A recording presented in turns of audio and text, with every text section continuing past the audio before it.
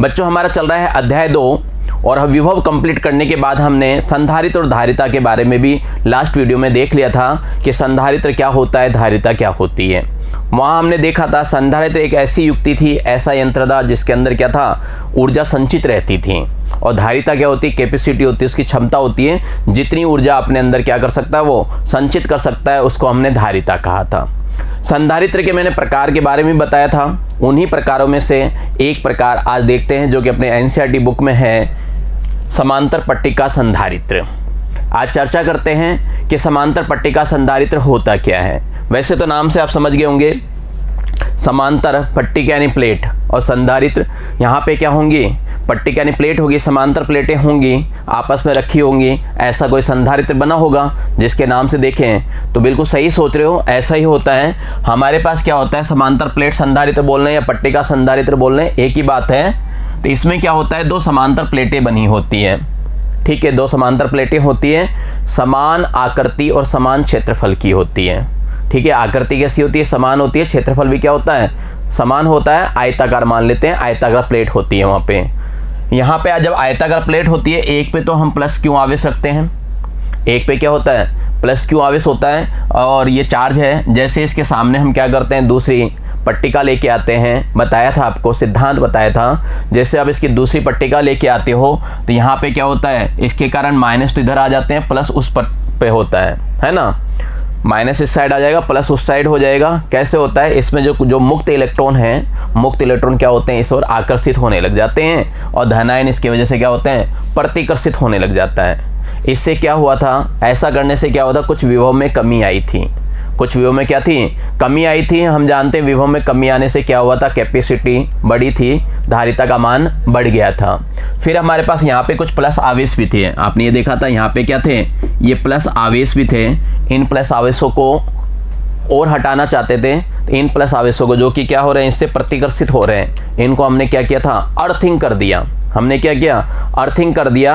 और अर्थिंग करने से क्या हुआ, ये प्लस जो आवेश थे ये सारे के सारे कहाँ समाहित हो गए, अर्थ में हो गए।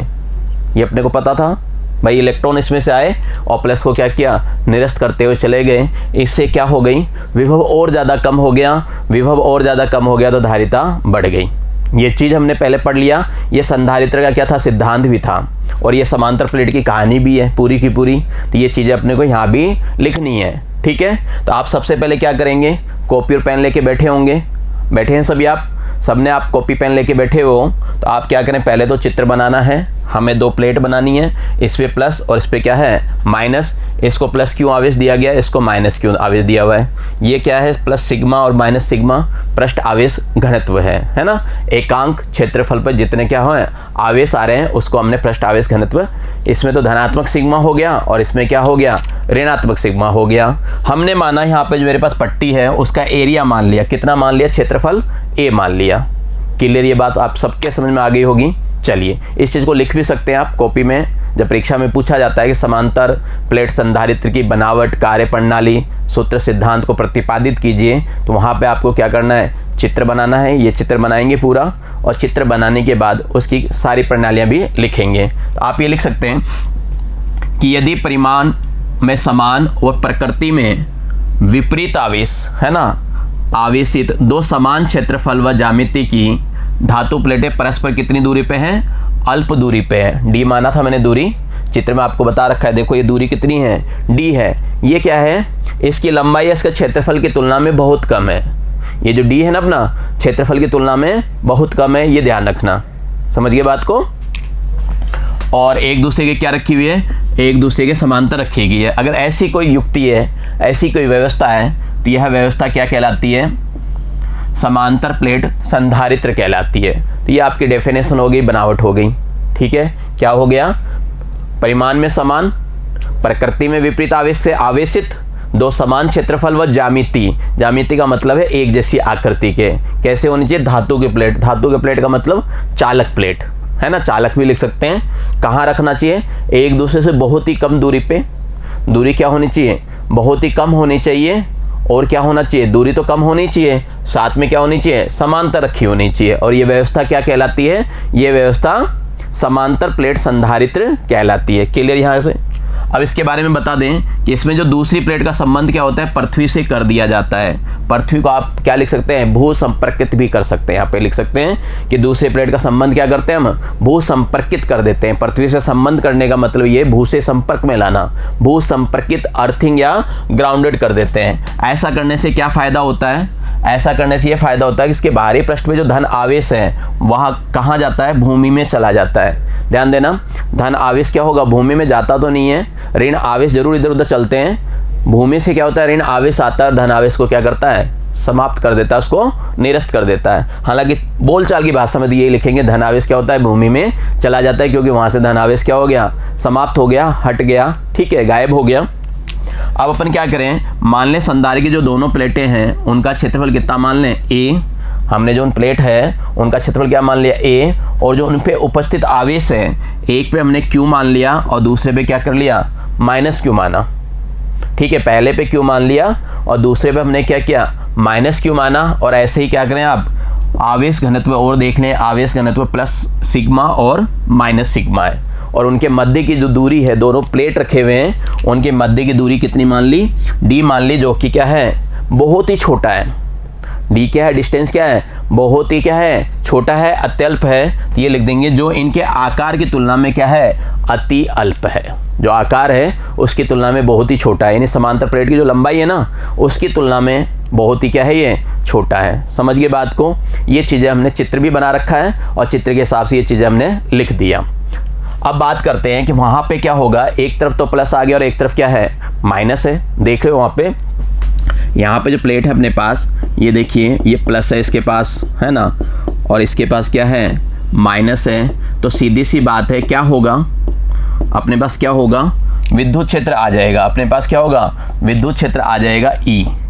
ये जो ई विद्युत क्षेत्र है वो क्या होता है, प्लस से माइनस की ओर होता है, ये हम जानते हैं। ई जो विद्युत क्षेत्र होता है वो क्या होता है, प्लस से माइनस की ओर होता है। गाउस के नियम के अनुप्रयोग में हमने पढ़ रखा है, पट्टिका के कारण जो विद्युत क्षेत्र होता है वो कितना होता है, याद कीजिए, फर्स्ट चैप्टर में हमने पढ़ा था, ई बराबर होता है सिग्मा बटे 2 एप्सिलॉन नॉट। क्या होता है, ई बराबर ये होता है, विद्युत क्षेत्र की दिशा कैसी होती है, प्लस से माइनस की ओर होती है। तो यहाँ पे हम बात करें, यहाँ लिखा हुआ है चूंकि प्लेटों के बाह्य भाग में विद्युत क्षेत्र शून्य है। एक क्वेश्चन कराया था आपको, अपन ने क्या किया था, अध्याय 1 में से रिलेटेड एक प्रश्न किया था, वहाँ पे ये चीज़ें आपको समझाई थी कि सपोज कीजिए इसका विद्युत क्षेत्र ए वाला, इसको ए बोल लेते हैं, है ना, एक बार इसको क्या करें, बी बोल लें। इसका विद्युत क्षेत्र E1 है और इस प्लेट का विद्युत क्षेत्र कितना है, E2 है। ठीक है, इसका E1 और इसका क्या किया अपन ने, E2 ले लिया। अब E1 और E2 ले लिया आपने, तो क्या होगा, बाहर और अंदर का देख लेते हैं। हम क्या करें, बाहर और अंदर की बात कर लेते हैं। तो देखिए यहाँ पे इसके पास धन आवेश है, इसके पास क्या है, धन आवेश है, और इसके पास कैसा है, ऋण आवेश है। हमने पहले वाले को ए प्लेट बोला है और दूसरे वाले को क्या बोला है, बी प्लेट बोला है। ठीक है, ए प्लेट पे मान लो विभव विद्युत क्षेत्र कितना है, E1, और इस पे कितना है, E2 है। भाई पहले वाले प्लेट और दूसरे वाले प्लेट के हिसाब से अपन मान रहे हैं E1 और E2, थोड़ी देर के लिए मान रहे हैं। बाहर के क्षेत्र की बात करो, मैं बाहर यहाँ की बात कर रहा हूँ, इस जगह। तो बताइए यहाँ पे अगर मैं बात करूँ इसके, तो यहाँ पे विद्युत क्षेत्र कैसा होगा, दिशा कैसी होगी, इसके वाले के कारण, E1 के कारण क्या होगा, प्लस से माइनस की ओर जाएगा। ये कहाँ जाएगा, प्लस से माइनस की ओर जाएगा। तो ये तो हो गई आपकी E1 की दिशा। ठीक है, ये क्या हो गई, E1 की दिशा हो गई। E2 की क्या होती है, E2 की दिशा क्या होती है, अपनी तरफ बुलाता है। E2 की क्या होता है, अपनी तरफ बुलाता है, और प्लस वाला क्या करता है, दूर धकेलता है। प्लस वाला क्या करता है, धकेलता है, ये ध्यान रखना है ना, ये मत याद रखिए, प्लस से माइनस ये धकेलता है। ई क्या करता है, धकेलता है, और जो माइनस का होता है वो क्या करता है, अपने पास बुलाता है। तो सीधी सी बात है, ये प्लस वाला क्या करेगा, धकेलेगा। प्लस वाला क्या करेगा, धकेलेगा। तो ढकेलेगा तो इसकी विपरीत दिशा में जाना चाहिए। तो यहाँ पे E1 क्या होगा, उधर ना जाके इधर होगा, इसकी विपरीत दिशा में होगा। समझ गए बात को। ऐसा कैसा मैंने क्वेश्चन भी करा रखा है, आपको करा रखा है, देखना आप। तो ये क्या होगा, उधर की ओर जाएगा, प्लस से दूर हटता है, प्लस से क्या होता है, दूर जाता है। E2 की बात करें, E2 की बात करें तो वो अब क्या होगा, अपनी तरफ बुलाता है। तो E2 में क्या होगा, ये अपनी तरफ बुलाएगा। यहाँ पे क्या हो जाएगा आपका, ये E2 हो जाएगा। समझना बात को, यहाँ पे क्या हो गया, E2 हो गया। क्लियर यहाँ तक? ये तो आपका E1 हो गया और ये क्या हो गया, E2 हो गया। दोनों की दिशा देखो विपरीत हो गई, दोनों की दिशा क्या हो गई, विपरीत हो गई। E1 तो इधर हो गया और E2 क्या हो गया, उधर हो गया। भाई इतना से याद रखिए, अगर ये प्लस का है ना, प्लस का है तो इसकी दिशा विद्युत क्षेत्र कैसी होगी, दूर जाने वाली होगी, ठीक है। माइनस का है तो इसकी दिशा कैसी होगी, इसके तरफ आने वाली होगी। अपन ने ये पढ़ लिया ना।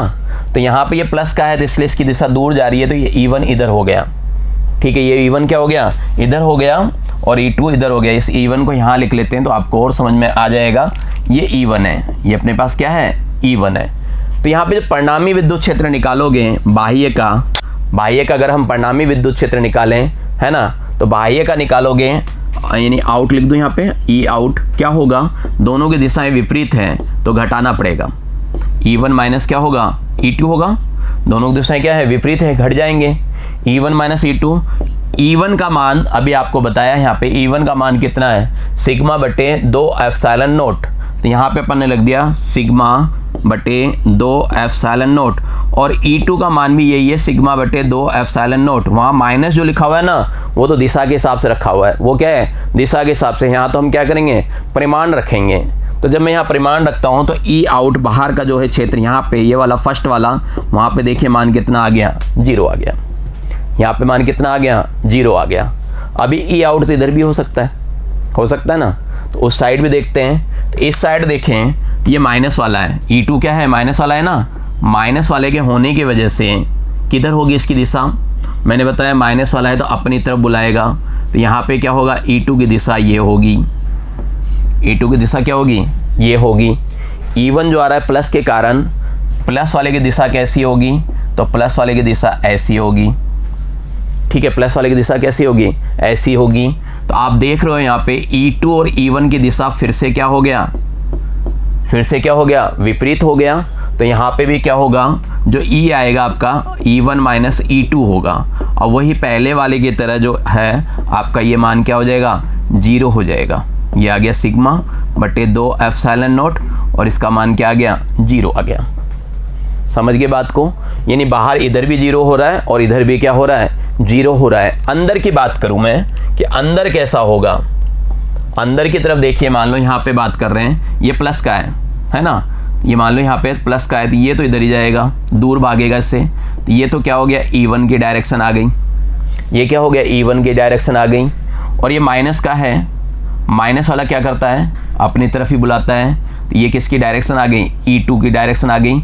दोनों देखो कैसा है, एक ही दिशा में जा रहा है, दोनों क्या हो रहा है, एक ही दिशा में जा रहा है। तो इसलिए यहाँ पे अगर दोनों एक ही दिशा में जा रहा है तो E अपना क्या होगा, यहाँ पे E1 प्लस E2 होगा। यहाँ पे E क्या होगा, E1 प्लस E2 होगा, दोनों एक ही दिशा में। इसलिए E1 का मान बताइए, तो E1 का मान हो जाएगा आपके पास सिग्मा बटे 2 एप्सिलॉन नोट प्लस E2 का, तो E2 का मान हो गया सिग्मा बटे में 2 एप्सिलॉन नोट।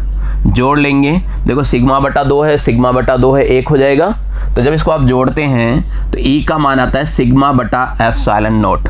ये अपने पास कुल विद्युत क्षेत्र यही होता है, इसकी वजह से जो कुल विद्युत क्षेत्र है यही होता है। ऐसा कैसा प्रश्न करवाया था मैंने आपको, ठीक है, ऐसा प्रश्न अपन ने कर रखा है अध्याय 1 में, एनसीईआरटी जब क्वेश्चन सोल्व कर रहे थे वहाँ पे ऐसा प्रश्न कर रखा है पूरा। तो वहाँ भी ये चीज़ बताया था मैंने, ये चीज़ दोबारा यहाँ पे आपको बता दी। तो अंदर जो विद्युत क्षेत्र, अंदर क्या पूरा का पूरा जो विद्युत क्षेत्र है वो कितना हुआ, ये 0, वो 0, फाइनली क्या हुआ, E बराबर सिग्मा एप्सिलॉन नोट हो गया। ये चीज़ मैंने आपको चित्र में भी दिखा रखा है, देखिए आप चित्र में भी ये लिखा हुआ है, कारण यही था इसका। यहाँ पे मैंने क्या कर रखा है, ये डायग्राम में दिखा रखा है। जो मेरा E वेक्टर का परिमाण होगा, विद्युत क्षेत्र का जो परिमाण आएगा वो कितना आएगा, सिग्मा बटा एप्सिलॉन नोट आएगा। समझ गए बात को? तो ये बात आप समझ गए। तो यहाँ पे अपने पास जो वास्तविक रूप से विद्युत क्षेत्र आया वो कितना आ गया, सिग्मा बटे एप्सिलॉन नोट आ गया। मेन बात यही है, काम की चीज़ यही है, इसको दिखाना आना चाहिए। आप चाहें तो आंतरिक भाग को मैंने यहाँ दिखाया है, आप कॉपी में बाह्य भाग के बारे में भी लिख सकते हैं। जो मैंने अभी आपको बाह्य भाग के बारे में बताया ना, ये चीज़ें लिख दें, बहुत अच्छी बात है, नंबर और अच्छे आ जाएंगे।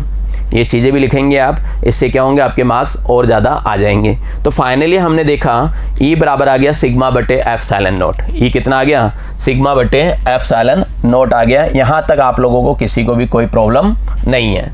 तो इसको हमने क्या किया, समीकरण नंबर 1 दे दिया। ठीक है, समीकरण नंबर 1 दे दिया। ये मेरा क्या हो गया, एक फॉर्मूला बन गया, सूत्र बन गया। जब फॉर्मूला या सूत्र बन जाता है उनके नाम लिखे जाते हैं। तो यहाँ लिख देंगे ई क्या है, ई क्या है, विद्युत प्लेटों के मध्य विद्युत क्षेत्र का मान या संपूर्ण मान भी बोल सकते हैं। सिग्मा पृष्ठ आवेश घनत्व है। एप्सिलॉन नॉट क्या है, निर्वात की विद्युतशीलता। एप्सिलॉन नॉट क्या है, निर्वात की क्या है, विद्युतशीलता है। समझ गए यहाँ तक? चलिए, जब समझ गए तो आप ये तो सिग्मा का मान जानते ही हैं, शुरू से पढ़ते हुए आ रहे हैं। आवेश घनत्व क्या होता है, एकांक क्षेत्रफल पे आवेश, तो Q बटा कितना हो जाएगा, A हो जाएगा। ये क्या होगा, Q अपॉन A हो जाएगा। इसको अपन ने समीकरण 2 दे दिया। समीकरण 1 में आपने E बराबर सिग्मा बटे एप्सिलॉन नॉट बोला था, और समीकरण 2 में आपने क्या बताया, Q बटा A। तो आप क्या करेंगे, सिग्मा का मान उठा के यहाँ रख देंगे। सिग्मा का क्या करेंगे, मान उठा के यहाँ रख देंगे। तो जो E है आपका, E क्या बनेगा, ये सिग्मा की जगह Q लिखना है बटा A लिखना है और एप्सिलॉन नॉट लिखना है। ये मान क्या होगा, ये बन जाएगा। ठीक है, समीकरण 2 और 1 की सहायता से। तो फाइनली ये आ गया। इसको आप चाहें तो समीकरण नंबर क्या दे सकते हैं, 3 दे सकते हैं। ठीक है, 1 और 2 को मिला के हमने क्या किया, समीकरण नंबर 3 बना लिया। यहाँ तक ये बात समझ में आ गई होगी, कोई दिक्कत नहीं है, नहीं है ना। अब देखिए आगे चलते हैं। V और E में आपने एक संबंध ज्ञात किया था, अगर याद हो, एक अपना टॉपिक आया था विद्युत क्षेत्र और विद्युत विभव में संबंध। तो याद करो वहाँ पे संबंध क्या निकला था, वहाँ पे आपका ये संबंध निकला था, E बराबर होता है माइनस का dV बटा dr, है ना। ये निकाला था अपन ने, dV बटा dr या फिर dV बटा dl, है ना। ये अपन ने वहाँ संबंध निकाला था। माइनस तो क्या करता है, दिशा को दिखा रहा था। माइनस क्या कर रहा था, दिशा को दिखा रहा था। अगर हम d को हटा दें, अल्पांशों की बात करें, अल्पांशों को हटा दें, तो इसको अपन लिख सकते हैं E बराबर V बटा, मेरे पास जो डिस्टेंस है r की जगह मैं क्या कर रखा हूँ, d ले रखा हूँ। मैंने r की जगह क्या ले रखा है, d ले रखा है। तो E बराबर कितना होगा, V बटा d हो जाएगा। और यहाँ से मैं वज्रगुणा करके V का मान निकालूं तो मेरे पास आएगा V ET, है ना। ये चीज़ आप पहले जानते थे, वहाँ पे किया हुआ है, नहीं किया हुआ तो लिख सकते हैं आपकी, चूँकि E बराबर माइनस dV बटा dr, तो E बराबर V बटा d हो जाएगा।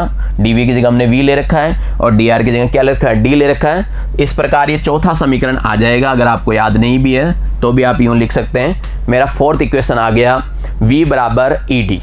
ठीक है, जो हमने पुराना पढ़ रखा है उसी को यूज कर रहे हैं, नया कुछ नहीं कर रहे हैं। देख रहे होंगे आप, अपन यहाँ पे नया कुछ भी नहीं कर रहे हैं। पहला समीकरण आपको पता ही है ना, कैसे निकाला अभी अपन ने, ये भी पहले पार्ट में हमने सवालों को हल किया था, वहाँ से उठा लाए। ये अपन ने पहले पार्ट से ले लिया, सिग्मा बराबर Q बटा A, दोनों को क्या किया, मिक्स कर लिया। और ये अपन ने अभी इसी पार्ट में, दूसरे पार्ट में पढ़ा था, तो वहाँ से हमने क्या किया, इसको अप्लाई कर लिया। तो अब अपन क्या करें, समीकरण 3 और 4 की बात करें। 3 तो पहले बना लिया था और हमने क्या किया, 4 बना लिया। यानी E को हटा के मुझे V लाना है। E को हटा के क्या करना है, V लाना है। तो मेरे पास ये है, देखिए V बराबर ED, है ना। तो E का मान यहाँ से उठा लेता हूँ, Q बटा A एप्सिलॉन नॉट। भाई यहाँ पे क्या किया मैंने, V का मान उठा के रख दिया। ये V था, E का मान था अपने पास Q बटे में कितना था, A एप्सिलॉन नॉट D, है ना। यही था ना मान अपने पास। तो ये अपन ने क्या किया, उठा के रख दिया। तो रख दिया, तो रखते ही अपने पास ये V बन गया, Q बटा A एप्सिलॉन नॉट D। ध्यान देना यहाँ पे आप, Q क्या है, Q क्या है, जो आवेश दिया है आपने किसको, प्लेटों को। A प्लेटों का क्षेत्रफल है, एप्सिलॉन नॉट निर्वात की विद्युतशीलता है, D क्या है, दोनों प्लेटों के बीच की क्या है, दूरी है। तो ये V आ गया आपके पास, अपने पास क्या आ गया, V आ गया। हम V क्यों निकालना चाहते थे, ये भी अपने दिमाग में होना चाहिए। हम V क्यों निकालना चाहते थे, समझ गए। धारिता ज्ञात करने का सूत्र था Q बटा V। फाइनली हम धारिता की ओर ही तो बढ़ेंगे। जब आप बात संधारित्र की कर रहे हो, तो संधारित्र की कर रहे हो, तो वहाँ कहाँ जाओगे आप, धारिता की ओर बढ़ोगे। आप कहाँ बढ़ोगे, धारिता की ओर। तो V हमने इसलिए निकाला क्योंकि हमें पता था धारिता का जो सूत्र होता है वो क्या होता है, Q अपॉन V होता है। Q तो अपने को पता था, V ज्ञात करना चाहते थे और V हमने अभी क्या किया, ज्ञात कर लिया। V बराबर है Q बटा A एप्सिलॉन नॉट D। ठीक है, अब अपने को क्या करना है, तो ये लिख दिया अपन ने, C बराबर Q अपॉन V। फिर लिखेंगे समीकरण 5 तथा समीकरण 6 से, तो उससे बनाएंगे, दिया जाएगा C बराबर Q, V का मान रख दिया, QD बटा A एप्सिलॉन नॉट, और A को अपन ने क्या किया, पलट के लिया, तब जाके अपने पास ये C फॉर्मूला बन गया। ऐसे लिख के आओगे, थोड़ा अच्छा लगता है। जब भी हम कोई डेरिवेशन करते हैं या कोई सिद्धांत समझाते हैं या कोई न्यूमेरिकल हल करते हैं, हल करने का इस तरह प्रयास कीजिए कि किसी के बात आसानी से समझ में आ जाए। अपने दिमाग में ये मत रखिए कि सामने जो कॉपी चेक कर रहे हैं, परीक्षक चेक कर रहे हैं, वो फिजिक्स के हैं, वो तो जानते हैं। ये नहीं सोचना आपको ये सोचना है कि मुझे ज़्यादा से ज़्यादा एक्सप्लेन करना है, ये मान के चलना है अपने को कि by the way copy check करने वाले कुछ नहीं जानते, तो उनको भी समझ में आ जाए वो चीज़ क्या हो, उनको भी समझ में आए। तो एक एक चीज़ हमें क्या होती है, समझानी होती है। ये फॉर्मूला आपको बहुत इंपॉर्टेंट है, बहुत अच्छी तरह याद रहना चाहिए। ये सूत्र क्या होना चाहिए, हमें याद रहना चाहिए, क्योंकि इससे क्या होता है इससे बहुत सारे न्यूमेरिकल आएंगे, वो हल करना होगा। अपने पास क्या होगा, बहुत सारे न्यूमेरिकल आएंगे, उसको हल करना होगा। तो यहाँ पे जब आपने देखा, ये क्या देखा हमने, C A f/0/d है, तो देखिए f/0 और d को हटा दिया जाए, या d को रख लो, क्षेत्रफल हटा दो, क्षेत्रफल कांस्टेंट हो जाएगा और f/0 कांस्टेंट हो जाएगा, तो क्या होगा, तब तो आपका आएगा C समानुपाती 1/d के। अगर d को कांस्टेंट मानते हैं तो C किसके समानुपाती आएगा, a के आएगा, है ना। तो कुल मिला के ये कह सकता हूँ धारिता क्षेत्रफल के समानुपाती होती है और दूरी के क्या होती है, व्यतकर्मानुपाती होती है। कहने का मतलब जितना क्षेत्रफल बढ़ाओगे धारिता बढ़ेगी और जितनी दूरी कम करोगे धारिता क्या होगी, कम होगी। ठीक है, अब ये तो कॉमन सेंस की बात है। आप क्या करोगे धारिता बढ़ाने के लिए, क्षेत्रफल बढ़ाओगे या दूरी कम करोगे, सोचिए, बताइए। दूरी कम करनी चाहिए, दूरी तो कम कर सकते हैं, क्षेत्रफल बढ़ाना मुश्किल होता है। अभी बताऊंगा क्यों। ये चीज़ आप लिख देंगे कि समांतर प्लेट संधारित्र की धारिता का मान क्या होता है, प्लेटों के क्षेत्रफल के समानुपाती होता है और मध्य की दूरी के क्या होता है, व्यतकर्मानुपाती होता है। ये लास्ट में लिख के जरूर आना, ठीक है। रिजल्ट अपना यही निकला है। क्या निकला है कि समांतर प्लेट संधारित्र की धारिता का मान प्लेट के क्षेत्रफल के समानुपाती और दूरी के क्या होता है, व्यतकर्मानुपाती होता है। क्षेत्रफल बढ़ाने पे धारिता बढ़ेगी, क्षेत्रफल घटाने पे धारिता घटेगी। दूरी बढ़ाने पे क्या होगा, दूरी बढ़ाने पे क्या होगा, धारिता कम होगी और दूरी घटाने पे धारिता अधिक होगी, क्योंकि दूरी के क्या है, ये व्यतकर्मानुपाती है। ठीक है, देखिए एक एक्सपेरिमेंट करके देखें। अपने पास जो फॉर्मूला आ गया उसमें अगर मैं a का मान क्या करूं, 1 मीटर स्क्वायर ले लूं, क्षेत्रफल कितना ले लूं, 1 मीटर स्क्वायर ले लूं, और d जो है 1 मिलीमीटर ले लेता हूं। ठीक है, d क्या दूरी क्या की मैंने, 1 मिलीमीटर ले ली। 1 मिलीमीटर का मतलब तो जानते हो ना कितना होता है, 10⁻³ मीटर होता है। ये सारे मान मैं इस पर रखता हूँ। जो अपने पास फॉर्मूला है, फॉर्मूला क्या है, ये सूत्र आपको याद रखना है, ध्यान रखना, A f/0/d। ये सूत्र अपने को क्या करना है, याद रखना है। तो ये फॉर्मूला आ गया C बराबर A f/0/d। इससे अपन निकालें, देखें कैपेसिटर, जो कैपेसिटी निकालना चाहते हैं, धारिता निकालना चाहते हैं, कितना निकलता है। तो अपन मान रख देते हैं। A का मान तो अपन ने 1 ले रखा है ना, तो A का मान तो 1 ले लिया, यहाँ पे ले लिया मैंने। और f/0 का मान ये अपन जानते ही है क्या होता है, 8.85 × 10⁻12, और इनके बीच की दूरी कितनी होगी, 10⁻³ ठीक है। जब इनको हल करते हैं तो ये आता है, देखिए 8.85 × 10⁻9 फेरेड आता है। ठीक है, 8.85 × 10⁻9 फेरेड आता है। क्लियर ये बात। लेकिन अगर मैं ये देखूं कि मेरे पास क्या है, बहुत कम आया ना फेरेड में, क्या देख रहे हो, फेरेड में बहुत कम है, 10⁻9 लगा हुआ है, बहुत कम है। अगर आप 1 फेरेड धारिता का समांतर पट्टी का लेना चाहते हैं ना, आप चाहते हैं क्या हो, धारिता कितना हो, 1 फेरेड आए, तो क्या करें, 1 फेरेड के लिए हम क्या करें, तो देखते हैं, चेक करते हैं क्या करें। मैंने क्या किया, धारिता 1 फेरेड ले ली है ना, और उनके बीच की दूरी क्या रख ली, 1 सेंटीमीटर रख लिया। मैंने क्या किया, उनके बीच की दूरी 1 सेंटीमीटर रखा। 1 सेंटीमीटर का मतलब है 10⁻²। तो अब A बराबर ये है आपका CD बटा क्या है, f/0 आ जाएगा। यहाँ से A निकालना चाहूँ, ये जो फॉर्मूला है इससे अगर मैं A निकालना चाहूँ तो यही तो होगा, CD बटे में f/0। C का मान रखा अपन ने, C का मान कितना, 1 फेरेड, और D का मान कितना रख दिया, 10⁻2।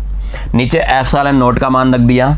इसको हल करते हैं तो लगभग, पूरा नहीं, लगभग ये आता है 10⁻9 मीटर स्क्वायर। यानी 1 फेरेड लाने के लिए 10⁻9 मीटर स्क्वायर आता है। अगर देखना चाहे लंबाई चौड़ाई अगर अपन बराबर भी मान लें तो लगभग क्या होगा, 30 किलोमीटर है। 30 किलोमीटर की लंबाई होनी चाहिए और 30 किलोमीटर की क्या होनी चाहिए, चौड़ाई होनी चाहिए। यानी 30 किलोमीटर लंबी और 30 किलोमीटर चौड़ी पट्टिका दो आपस में लेके कितनी दूरी पे रखते हो, 1 सेंटीमीटर की दूरी पे रखते हो, तब जाके आपको क्या होगा, 1 फेरड धारिता मिलेगी। तो बात आ गई होगी समझ में कि केवल अपन ने 1 सेंटीमीटर रखा तब ये पोजीशन है। उस वक्त क्या लेना पड़ता है, लंबाई चौड़ाई कितनी लेनी पड़ती है, 30 लेनी पड़ती है ना। तो कुल मिला के ये बात क्लियर हो गई कि आपको क्या करना चाहिए, बीच की दूरी ही कम करनी चाहिए। अगर आपको धारिता बढ़ानी है तो जितनी दूरी कम करोगे उतने फ़ायदे में रहोगे, क्योंकि क्षेत्रफल बढ़ाने में तो बहुत मुश्किल है। 30 किलोमीटर लंबा और 30 किलोमीटर चौड़ा, बताओ क्या लगाओगे, फैक्ट्री से भी बड़ी लग जाएगी वहाँ तो ऐसा पॉसिबल थोड़ी है।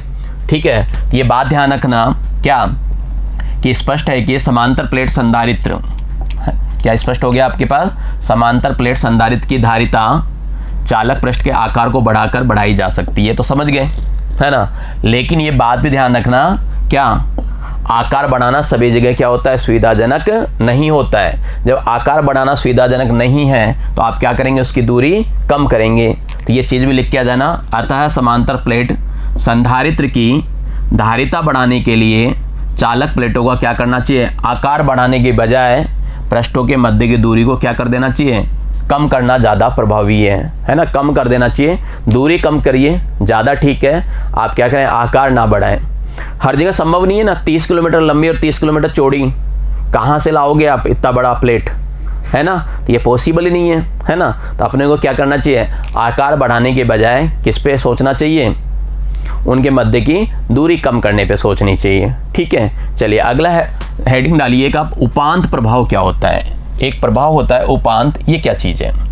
देखिए उपांत प्रभाव के बारे में आपको फर्स्ट अध्याय में भी समझाया था मैंने। वहाँ पे एक तार ली थी अगर ध्यान हो, और वहाँ पे मैंने आपको बताया था कि विद्युत क्षेत्र रेखाएं जो हैं इस तरह होती तो है, लेकिन क्या होता है, इनमें क्या होता है, कुछ दूरी पे जाके क्या होता है, मुड़ने लग जाती है रेखाएं, क्या होती है, बैंड होने लग जाती है। और ये सीधी रहती है, क्यों, ये तो इन दोनों के आपस के प्रतिकर्षण के कारण सीधी रहती है। बाकी किनारों पे जाके क्या होता है, बैंड होने लग जाता है, मुड़ने लग जाता है। बस इसी को क्या कहते हैं, उपांत प्रभाव कहते हैं। इसी को हम क्या कहते हैं, उपांत प्रभाव कहते हैं। यहाँ पे भी था, लेकिन क्या था, दूरी हमने बहुत कम ले रखी थी, इस वजह से वो प्रभाव क्या होता है, इतना इफेक्टेड नहीं कर पाता। क्षेत्रफल की तुलना में हमने क्या कर रखा था, दूरी कम कर रखा था।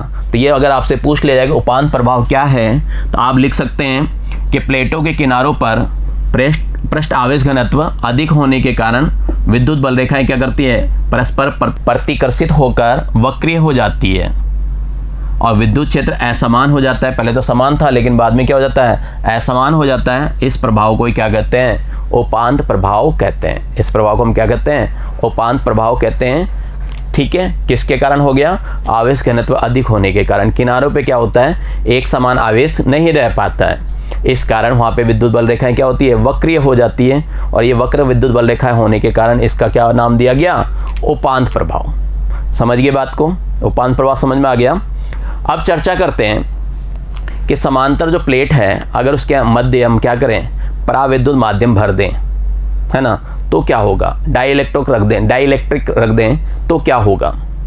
आपको पता है, पहले भी अपन ने पढ़ लिया कि जैसे हम क्या कहते हैं, डाइइलेक्ट्रिक रखते हैं, वो क्या करता है, विद्युत क्षेत्र को कम कर देता है।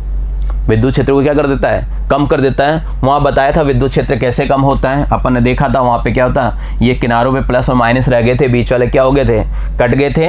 बाहर अपना विद्युत क्षेत्र मान लो ई नोट है, तो अंदर क्या हुआ था, एक विद्युत क्षेत्र और आ गया था, प्रेरित विद्युत क्षेत्र था, वो क्या था, ईपी था। और आपने देखा था ये क्या, इसकी दिशा क्या होती है, विपरीत हो जाती है। और फाइनली जो ई होता है वो क्या होता है, ई नोट, है ना, माइनस क्या हो गया था, ईपी हो गया था, यानी कम हो गया था।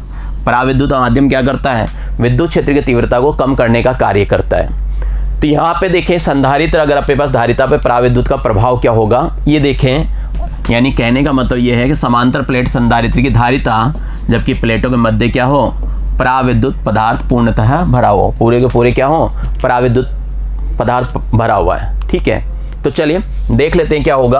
तो सारी चीज़ें तो आपको लिखनी है। सबसे पहले आपको क्या करना है, सबसे पहले चित्र बनाना है, चित्र बना देंगे। और चित्र बनाने के बाद इसके बारे में क्या करना है, कुछ चीज़ें आपको बतानी है। चाहे तो ये सीधी लाइन ले सकते हैं, या पहले वाले की तरह क्या कर सकते हैं, पट्टिका बना सकते हैं। आपकी कलाकारी पर डिपेंड करता है, दोनों सही है। ठीक है, तो हम लिखेंगे कि चित्रानुसार संधारित्र की प्लेटों का क्षेत्रफल हमने क्या ले रखा, वही पहले की तरह ए है, और पहले की तरह है प्लेटों के मध्य की दूरी कितनी, डी। ठीक है। और इनके मध्य हमने क्या कर रखा है, एप्सिलॉन आर परावैद्युतांक का परावैद्युत पदार्थ हमने क्या कर रखा है, भर रखा है। ठीक है, अभी मैंने आपको बता दिया यहाँ पे जो परिणामी विद्युत क्षेत्र आएगा वो क्या होगा, माइनस हो जाएगा उसका। तो ये आ गया अपने पास E बराबर E0 माइनस EP। ठीक है, E0 जो है E नोट है, उसका मान रख दिया हमने सिग्मा बटे एप्सिलॉन नोट, माइनस इसका लिख दिया सिग्मा P बटे एप्सिलॉन नोट। यहाँ पे हमने क्या किया, एप्सिलॉन नोट एलसीएम ले लिया और एलसीएम लेते ही ये E का मान आ गया। E बराबर हो गया अपने पास सिग्मा माइनस सिग्मा P बटे में एप्सिलॉन नोट, और इसको दे दो समीकरण नंबर कितना, 1। इसको हमने क्या दे दिया, समीकरण नंबर 1 दे दिया।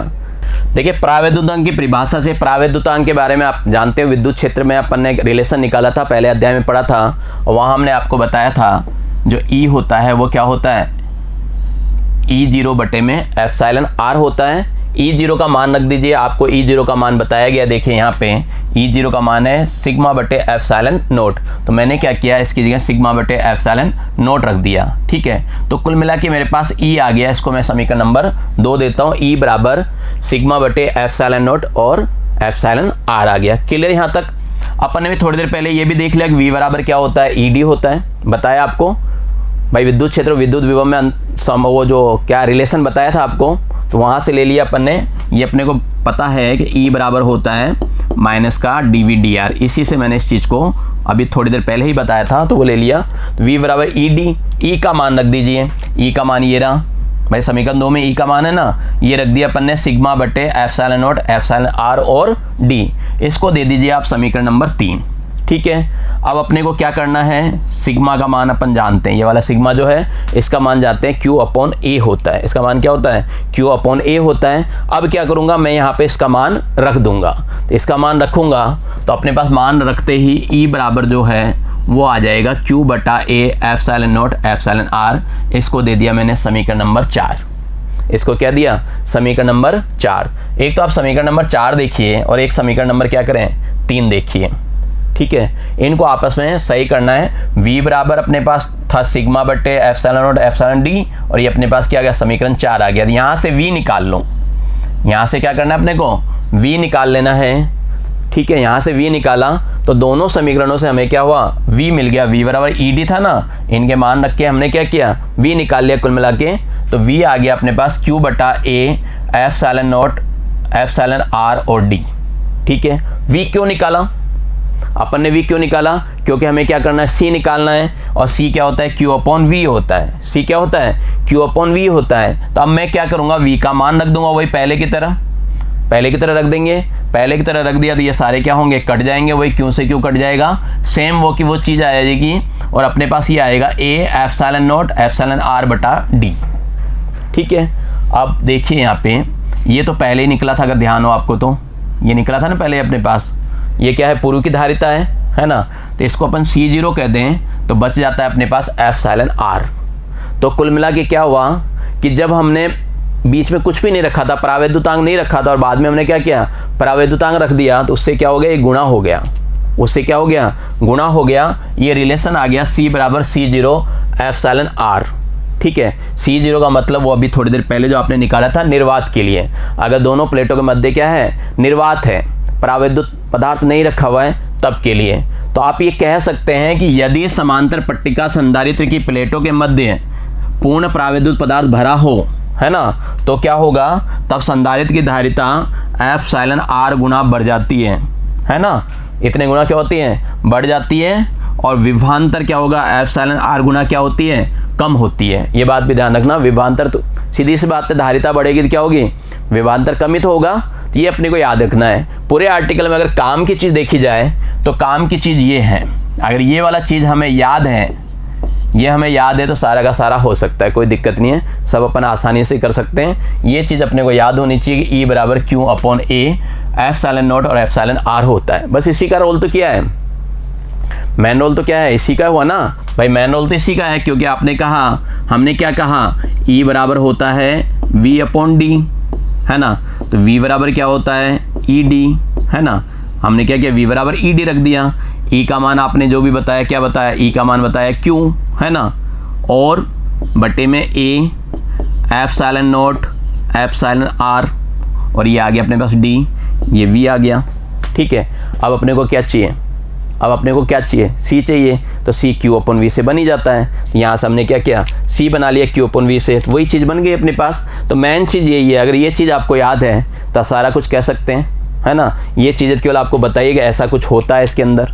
ठीक है, तो कुल मिला के यहाँ पर भी क्वेश्चन खूब आते हैं, इस पर भी क्या होता है, न्यूमेरिकल खूब बनाते हैं कि धारिता ज्ञात कीजिए जबकि प्रावैधुतांक 6 दिया हुआ है, तो 6 गुना बढ़ जाएगी, क्या होगी, 6 गुना धारिता बढ़ जाएगी, 6 गुना क्या होगा, विभव कम हो जाएगा। इस बात का ध्यान रखना है, समझ गए बात को, ये अपने को ध्यान रखना कि इतना हो जाएगा। ठीक है, तो बच्चों आज के कक्षा में इतना ही, आगे पढ़ने के लिए मिलते हैं आपसे अगली कक्षा में।